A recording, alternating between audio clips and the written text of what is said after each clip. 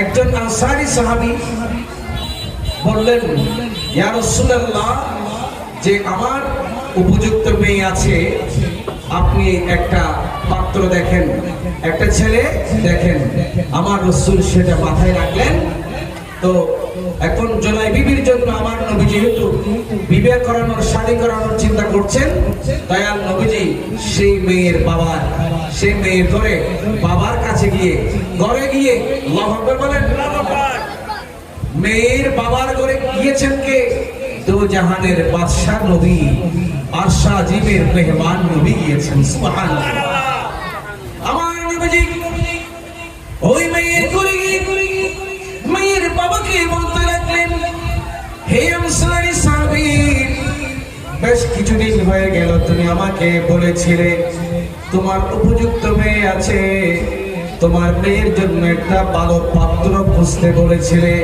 ও আনসারী সাহাবী, তোমার মেয়ে এখন বিয়ে দেবে কিনা একটু জানাও। ওই আনসারী সাহাবী খুশি হয়ে গেলেন, চিৎকার দিয়ে বলুন আল্লাহু আকবার। ওই আনসারী সাহাবী মনে এত খুশি হয়ে গেলেন, আনন্দিত হয়ে গেলেন, তিনি মনে করলেন আমার নবীজি আমার মেয়েকে শাদী করবেন, নবী নিজেই আমার মেয়ের স্বামী হবে, এটা মনে করেছিলেন মেয়ের বাবা। ওই মেয়ের বাবা খুশি হয়ে বলতে লাগলেন, ইয়া রাসূলুল্লাহ, আপনি যদি আমার মেয়ের স্বামী হন, আপনি যদি আমার মেয়েকে শাদী করেন, তাহলে এই দুনিয়াতে আমার চেয়ে বড় নিয়ামত আর কিছু হতে পারে।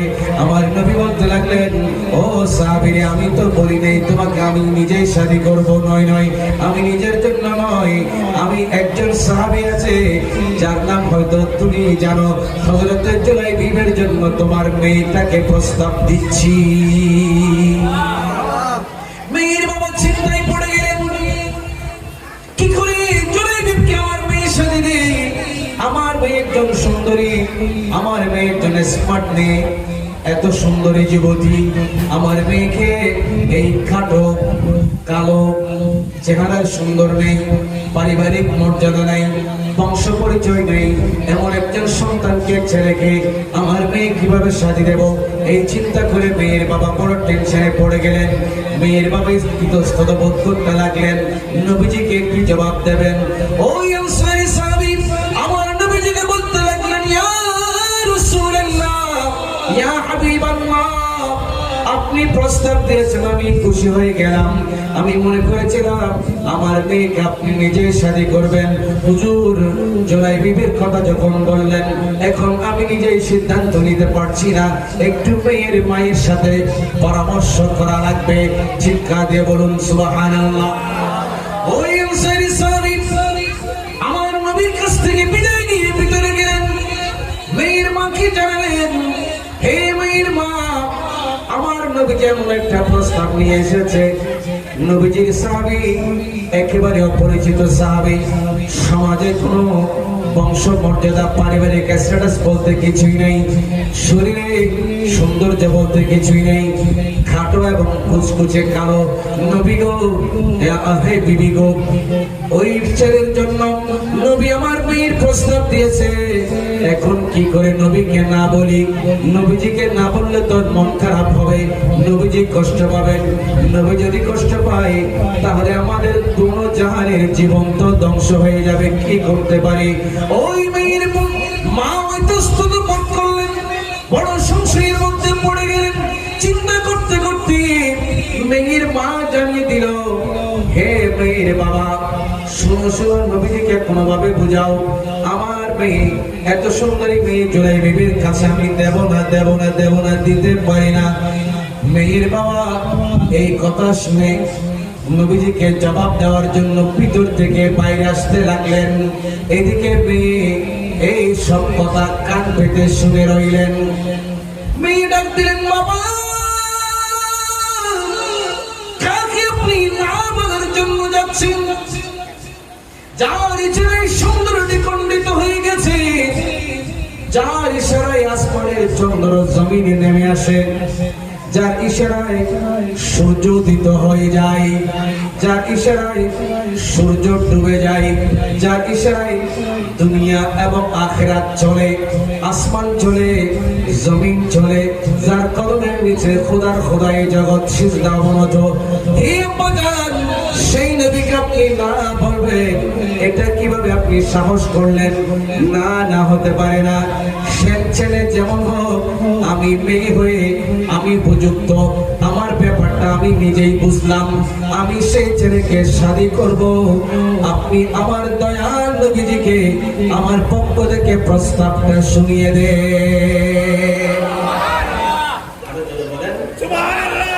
আমি ধন্য গো রাসূল তোমাকে পেয়ে, আমি ধন্য গো রাসূল তোমাকে পেয়ে, আরো বেশি ধন্য তোমার উম্মত হয়ে।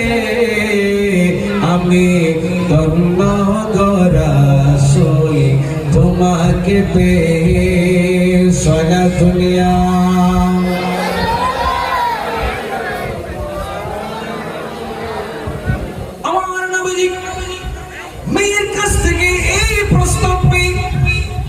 ইতিবাচক প্রস্তাব পেয়ে আমার নবীজি খুশি হয়ে চলে গেলেন। দিন তারিখ ঠিক হয়ে গেল, হযরত জুলাইবিবের সাথে আনসারী সাহাবীর মেয়ের শাদী হবে। মোহরানার টাকা কি হবে? আমার নবী আনসারী সাহাবীদের কাছ থেকে কালেকশন করতে লাগলেন। নবীজি বললেন, ও জুলাইবিব, সাহাবীর কাছে যাও, আমি পাঠিয়েছি, বলবা তোমার বিবাহের জন্য যে মোহরগুলো নির্ধারণ করা হয়েছে, অমুক আনসারী সাহাবীকে বলবে সেগুলো যেন আমার পক্ষ থেকে প্রদান করে দিয়ে দেয়। হযরত জুলাইবিব গেলেন। এইভাবে করে সমাজের পয়সাওয়ালা যারা আছে তাদের কাছ থেকে আমার নবী একটা ফান্ড কালেকশন করলেন হযরত জুলাইবিবকে দেওয়ার জন্য। জোরে জোরে বলেন আল্লাহু আকবার। ও বন্ধু আমার, বর্তমান সমাজে মেয়ের বাবা ছেলের কাঁধের উপরে 10 লাখ 15 লাখ 20 লাখ টাকার একটা বড় বোঝা তুলে দেয়, কিন্তু সমাজ চিন্তা করে না এত বড় বোঝা মেয়ের স্বামী কিভাবে বহন করবে। এটা তো স্ত্রীর হক, এটা তো দিতেই হবে, এটা না দিয়ে কোনো মাপ নাই। হকুল ইবাদ, বান্দার হক তো পরিশোধ করা লাগবে। এটা চিন্তা করে আমার নবী হযরত জুলাইবিবের জন্য শাদী করাটা সহজ করে দিলেন। আমাদের সমাজে যদি এমন সুন্দর ব্যবস্থা থাকে তাহলে বেকার যুবকরা সহজেই বিবাহ করার সুযোগ পেয়ে যাবে। দরকার আছে না নাই? এগুলো দরকার আছে। এগুলো হলো নবীর আদর্শ। মাহফিল থেকে এগুলো শিখবেন আর সমাজে বাস্তবায়ন করবেন। ঠিক কিনা বলেন? আমার নবী যে ফান্ড কালেকশন করলেন হযরত জুলাইবিবের হাতে তুলে দিলেন। হে জুলাইবিব, এখান থেকে যত মোহর নির্ধারণ করা হয়েছে তোমার স্ত্রীকে তুমি দিয়ে দেবে, আর বাকি যেগুলো থাকবে সেগুলো দিয়ে তুমি তোমার স্ত্রীর জন্য বরণ পোষণ কিনবে। জোরে বলেন সুবহানাল্লাহ। হযরত জুলাইবিব স্ত্রীর পাওনা পরিশোধ করার পরে হাতে যে অবশিষ্ট টাকা ছিল, দিরহামগুলো ছিল, সেগুলো দিয়ে গেছে বাজারে, একটু বাজার করবে, স্ত্রীর জন্য জামা কাপড় কিনবে, স্ত্রীর জন্য একটু কসমেটিক্স কিনবে, স্ত্রীর জন্য একটু স্বর্ণ গহনা কিনবে। আমার নবীজির সাহাবী মার্কেটে গিয়ে তন্ন তন্ন করে খুঁজে খুঁজে একটা একটা করে স্ত্রীর জন্য সরঞ্জাম কিনবেন, পরিবারটা সাজাবেন। সেই মুহূর্তে ডাক এসে গেল জিহাদে। আমার নবীজি ডাক দিলেন, ও সাহাবীরা, বসে থাকার সময় নেই, এই মুহূর্তে জিহাদের জন্য প্রস্তুত হয়ে যাও। আমার নবীজির এই ঘোষণা শুনিয়ে দেওয়ার জন্য বাজারে বাজারে ডোল পিটানো হচ্ছে। ডোল মানে আমাদের বাংলাদেশের সেই ডোল না, এলান দিচ্ছেন। কি এলান দিচ্ছেন? আমার নবীজি নবুয়তের দপ্তর থেকে ঘোষণা দিয়েছেন, অমুক তারিখ জিহাদে যেতে হবে। সাহাবীরা যার যা কিছু আছে সেগুলো নিয়ে জিহাদের জন্য প্রস্তুত হয়ে যাও। এইদিকে হযরত জুলাইবিব মার্কেটের অলিগলিতে ঘুরতে ঘুরতে জিহাদের সেটা হযরত জুলাইবিবের কানে পৌঁছে গেল।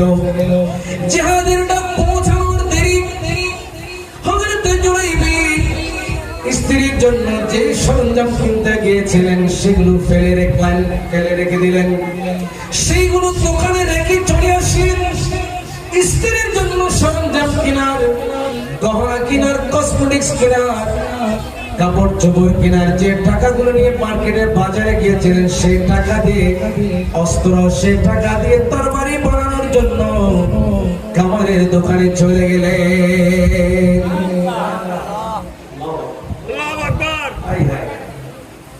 কে আছে মুসলমান? কোন মুসলমান বর্তমানে পাওয়া যাবে? হযরত জুলাইবি নতুন স্ত্রীর সাথে বাসর করবে, দিন তারিখ ঠিক হয়ে গেছে। স্ত্রীর জন্য একটু হাদিয়া গিফট কেনার জন্য মার্কেটে গেলেন। জিহাদের ডাক এসে গেল। হযরত জুলাইবি বলতে লাগলেন, আমি আর দেরি করতে পারি না, স্ত্রীর জন্য আমি আর সরঞ্জাম কিনতে পারি না। গহনা মার্কেটে পড়ে থাক, স্বর্ণ মার্কেটে পড়ে থাক, কসমেটিক্স মার্কেটে পড়ে থাক, আমি জিহাদে চলে যাব। জিহাদে যাওয়ার জন্য তরবারি বানাইতে হবে। হযরত জুলাইবি চলে গেলেন কামারের দোকানে তরবারি বানানোর জন্য। সেই টাকা দিয়ে তিনি তরবারি বানিয়ে ফেললেন। বাবার একবার কি বলা যাবে কি আল্লাহু আকবার? আমার নবীর সাথে জিহাদের সফরে চলে গেলেন, মুসাফির হয়ে গেলেন। হযরত জুলাইবি পেছনে পেছনে যান, আমার নবী যেন না দেখে। আল্লাহু আকবার। হযরত জুলাইবি চিন্তা করতে লাগলেন, নবী যদি দেখে আমাকে জিহাদে যেতে দেবে না, কারণ এখনো আমার সাথে স্ত্রীর নতুন বধূর দেখা হয় নাই, এখনো বাসর হয় নাই। অনেক কঠিন পরিস্থিতির মধ্যে চ্যালেঞ্জিং সময় পার করে আমার শাদীটা হয়েছে, কত কষ্ট করে বিয়েটা হয়েছে। হযরত জুলাইবি চিন্তা করতে লাগলেন, নবী যদি এই মুহূর্তে আমাকে দেখেন তাহলে আমাকে জিহাদে যাওয়ার অনুমতি দেবেন না, করে পাঠিয়ে দেবেন। সেই জন্য হযরত জুলাইবি আমার নবীর সামনে যায় না, পিছনে পিছনে থাকেন। জিহাদের ময়দানে উপস্থিত হয়ে গেল, জিহাদ শুরু হয়ে গেল। হযরত জুলাইবি সামনের সারিতে জিহাদ করে না, যেহেতু আমার নবীর নজরে পড়ে যাবে। মুখের ভিতরে একটা পর্দা দিয়ে জিহাদ করতে লাগলেন, নবীর নজরে যেন না পড়ে। এরপরে আমার নবীজি দেখতে লাগলেন জিহাদের ময়দানে একেবারে কাটো কোন মুজাহিদ জিহাদ করছে, তুমুল তুমুল তুমুল লড়াই করছে। লড়াই করতে করতে করতে করতে তরবারির আঘাতে 7 জন কাফেরকে জাহান্নামে পাঠিয়ে দিয়েছে। চিৎকার দিয়ে বলুন আল্লাহু আকবার। 7 জন কাফেরকে জাহান্নামে পাঠিয়ে হযরত জুলাইবি এমন আঘাত প্রাপ্ত হয়ে গেলেন, ওই যুদ্ধের ময়দানে হযরত জুলাইবি শাহাদাত বরণ করে ফেললেন। জোরে জোরে বলেন ইন্না লিল্লাহি ওয়া ইন্না ইলাইহি রাজিউন। যুদ্ধ শেষ হয়ে গেল। আমার নবী সাহাবাদেরকে বললেন, ও সাহাবীরা রে, যুদ্ধের ময়দানে তন্ন তন্ন করে খোঁজো, তোমাদের কোন সঙ্গী সাথীকে হারিয়ে ফেলেছো কিনা। সাহাবীরা বলতে লাগলেন, ইয়া রাসূলুল্লাহ, আমরা কাউকে হারাই নেই, সবাই তো উপস্থিত আছে। আমার নবীর নবুয়তের আলমের মধ্যে ধরা পড়েছে কি পড়ে নাই? ধরা পড়েছে। আমার নবী বলতে লাগলেন, তোমাদের একজন সঙ্গীকে তোমরা হারিয়ে ফেলেছো। সুবহানাল্লাহ বলেন। ও আমার সাহাবীরা, আমি দেখতে পেয়েছিলাম আমার সাহাবী মাত্র শাদী করেছে, এখনো স্ত্রীর সাথে ভালো মতো দেখা হয় নাই, বাসর হয় নাই। স্ত্রীর জন্য সরঞ্জাম, গহনা, কসমেটিক্স কিনতে গিয়েছিল, সেখান থেকে টাকা নিয়ে খাবারের দোকানে এসে তরবারি বানাতে দিয়ে সেই তরবারি দিয়ে জিহাদ করার জন্য চলে এসেছে। জুলাইবিবকে তো দেখা যাচ্ছে না, খোঁজ করে দেখো জুলাইবিব কোথায় পড়ে আছে। সুবহানাল্লাহ। সাহাবীরা দেখতে লাগলেন, তন্ন তন্ন করে খুঁজে খুঁজে লাগলেন 7 জন কাফিরের মরদেহের ভিতরে এই ছোট্ট জুলাইবি তার নূরানি দেহটা পড়ে আছে। আমার নবী বলতে লাগলেন সাহাবীরা জুলাইবিকে দাও আমার কোলে একটু দাও সুবহানাল্লাহ। আমার নবী হযরত জুলাইবি নিথর দেহে কোলে নিলেন আর বলতে লাগলেন ও জুলাইবি কত কষ্ট করে চ্যালেঞ্জ করে তোমাকে বিয়েটা করালাম, তুমি স্ত্রীর মায়া ত্যাগ করে নতুন সংসারের মহব্বত ছেড়ে দিয়ে স্ত্রীর পাশাপাতের মধ্যে সম্পর্কের লোক তুমি ত্যাগ করে জিহাদের ময়দানে চলে গেলাম। জিহাদের ময়দানে এসে তুমি শাহাদাত বরণ করেছো আর আমি নবুয়তের চোখে দেখতে পাচ্ছিলাম তুমি জান্নাতের ভিতরে পাখি হয়ে উঠতে লাগলা। পাখি হয়ে এইদিকে হযরত জুলাইবির দেহ আমার নবীজি কোলে নিলেন। দয়ার নবী মায়ার নবী নিজে জানাজা পড়ালেন আর নিজের নবুয়তের নূরি হাতে হযরত জুলাইবির দাফন কাজ সম্পন্ন করলেন।